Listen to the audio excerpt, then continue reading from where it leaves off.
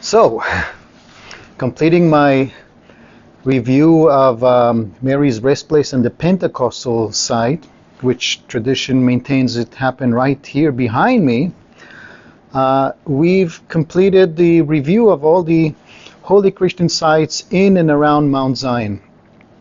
And since it started like 2 years ago, this vlog, I thought I should focus this time on just concluding the subject. Mount Zion in Christian belief, in Christian tradition, because it's more than meets the eye. In fact, what met the eye, what we met through our eyes in the vlog, was showing what Christianity thinks of Mount Zion today.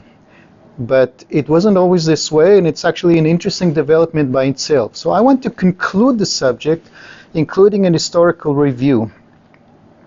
First of all, let me make it clear. What happened in the first century on Mount Zion is not clear to me. I mean, the New Testament does not provide, sadly, GPS coordinates and tells us where events happen. But tradition maintains that it's on Mount Zion of Jerusalem that the Last Supper took place, that the interrogation of Jesus by the high priest took place, where Peter denied him, and eventually where the first church, the Pentecost and Mary's rest place. That's quite a lot of claims for one hill, the southern western hill of Jerusalem. But when did Christians start relating to any Christian sanctity over here? So I made some homework, and if you want to write it down, pull out your pencils, because it's quite detailed actually.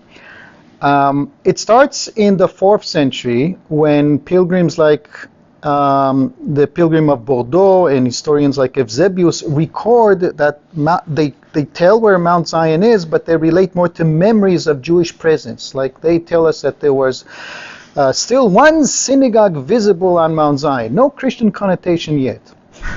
But in the late 4th century, we have a Spanish nun called Egeria or Eteria, depends how you spell it, and she indicates that there's a new church built on Mount Zion. And then, as you may know, the Christians had certain general gatherings to discuss different theological issues, and the one that took place in Constantinople in 381 indicates that there is a church on Mount Zion which is entitled the Mother of all Churches.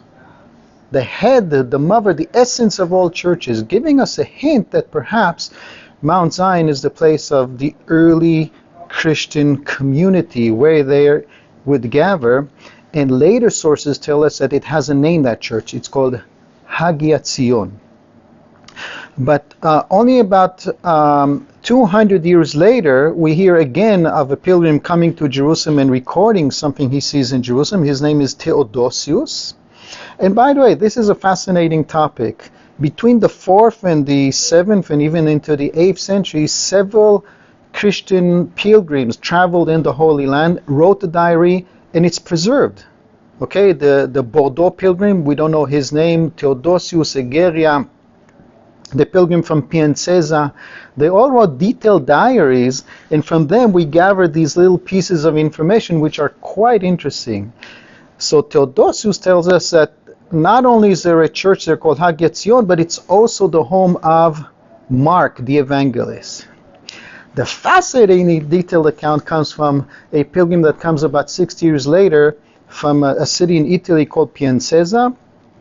Again, we don't know his name, but sometimes in the literature you'll see him marked as Antoninus Martyr, because he actually wrote his detailed account to a martyr called Antoninus. So there's a little of a confusion there by how his name, but watch this. He gives us no less than 8 different traditions and relics which are on display at Mount Zion, starting with the house of St. James. The house of St. James, I want to remind you, or maybe I haven't shown it yet, is by Armenian claim not too far away from here, within the Armenian quarter. On Mount Zion, he says, you can also see the pillar on which the Christ has been flogged, and the marks of his hands and legs can still be seen, as well as the crown of thorns should be on display here on Mount Zion in the Byzantine period, according to this pilgrim from Piacenza, the spear which he was stabbed with, the stones which were used to stone Stephanus, the pillar on which Peter was crucified in Rome ended up being put here, at least according to this testimony. The apostle chalice, an early version of the Holy Grail, who knows what that is. And if this is not enough, he even presents traditions that relate to the Old Testament, starting with the skull of Adam, the first man, which is kept in a golden relic, and people drink out of it. Okay? Also, like the shofar, the horns of anointing that was used to anoint King David and other kings, the stone of the corner which the Masons have rejected, and many more wonders which I don't remember. Like the the pilgrim from Piacenza gives us an inflation of holy sites, which is quite interesting, that apparently created a lot of attractions here for the pilgrims to either touch them or drink from them or run holy oil through them. That's another fascinating topic, the pilgrimage to the Holy Land in the Christian period. And then we have an amazing source, a cartographic source called the Madaba map. In 1897, in a city in Transjordan of today, a mosaic floor was found in an abandoned old city, and it contained a map of the Holy Land, an amazing detailed account. That's worth a vlog by itself, from Lebanon to Egypt. In the middle of it, in an oval frame, Jerusalem. Its label is Hagia Polis Jerusalem, and in that city you can see the main street, of whose remains can still be seen today, and at the end of that main street of Jerusalem, at the southern end, a big church. That's undoubtedly Hagia Zion, and perhaps with some of the relics which the pilgrim from Piacenza mentioned. The interesting thing is that almost none of them relate to what Christians make of Mount Zion today. And the shift to what we start recognizing as the holy sites of today is given by another pilgrim who comes here after the Muslim conquest. His name is Al-Kulf. He visits the Holy Land in the 670s. Okay, the Muslim takeover is in the 630s, 40s. And watch what he tells us about what he could see. He even left a little schematic account of the shape of the church. He tells us that on Mount Zion's church you can see the pillar which was used to flog Jesus, the place of the descendant of the Holy Spirit, that's reminding us of the Pentecost, the claim of today. The place where Mary rested, fell asleep, that's also marked in today's compound. And the site of the Last Supper. Last Supper is added to the list here, and in the Crusaders period, these will be substantiated, these holy places. In fact, if you watch my vlog, I think it's chapter 13 and then again 17 and 18, they present what these sites look like today, the site of the Last Supper. And also the two interesting traditions of where Jesus was interrogated, which Al-Kulf does not mention yet.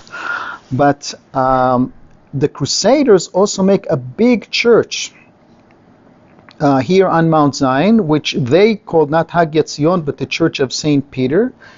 And this complex, this German complex today, which I just reviewed in my previous chapter that relates to Mary's rest place and the Pentecost, you can still see remains of that Crusader church. But where? In a surprising location. You wouldn't go to the toilets to see antiquities anywhere. Well, in Jerusalem, you might consider that. Let me finish my coffee. And let's take a look.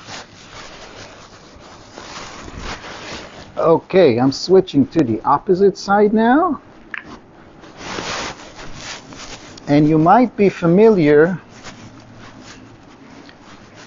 with the official part of the church, where you can see the two floors that relate the two floors that relate to the current traditions.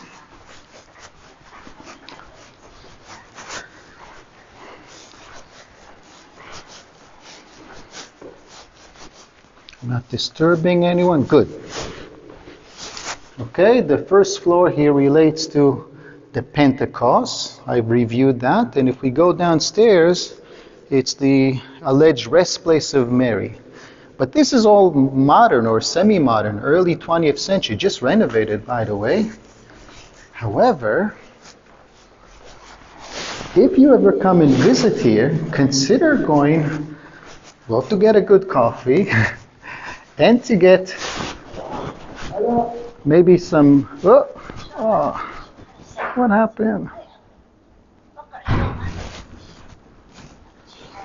What happened here? Here we go. Okay, sorry, I don't know what happened to the machine, but it redeemed. It's back to functioning.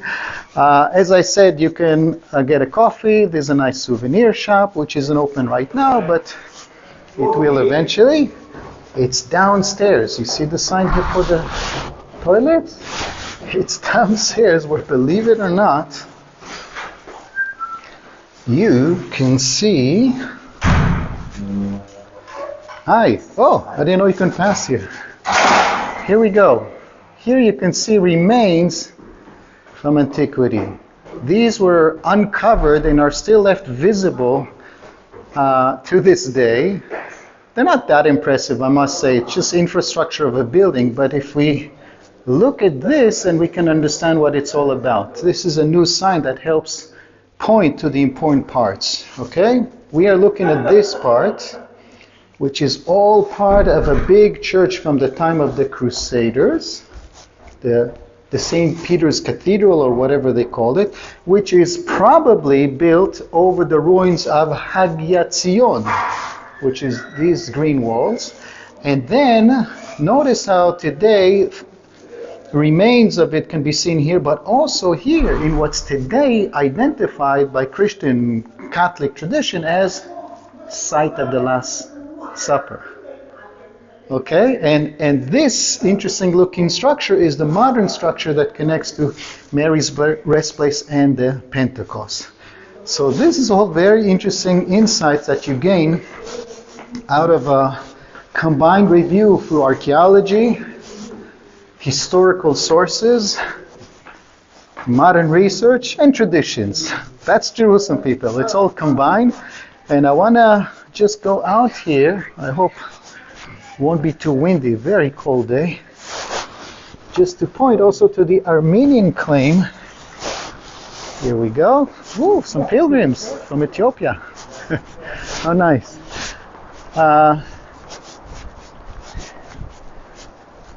Yes. Oh, the wind is not as bad as it was before. And here we go. If you have watched my previous chapter, one of them, I managed to get into this closed Armenian compound, which by Armenian claim is a place of the interrogation of Jesus by the high priest Caiaphas. The Catholics claim it also happened here on the slopes of Mount Zion, and that's the Petrus in Gallicanto. But the Armenian compound, here you can see the Armenian symbol of their church in Jerusalem. They claim that it happened in a space that they're still developing. It's the unfinished church, I call it. So to sum up, Mount Zion is a fascinating part of Jerusalem. It holds no less than 4 different holy Christian traditions. Most impressive is the Benedictine structure built over here. And if this is not enough, then the Jews also claim that in the medieval tradition, that this is the burial site of David and the biblical kings, a tradition that I have my doubts about it, because the Old Testament says explicitly that he was buried in the city of David, which ain't here, but don't argue with that tradition.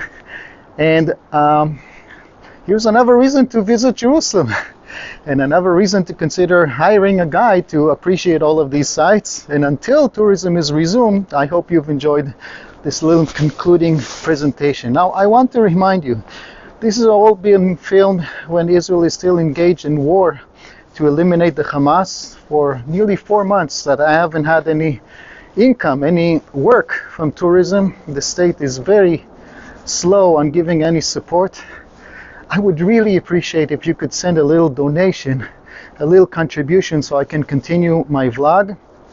You can see in the description of this YouTube, wait, why is this filming like this?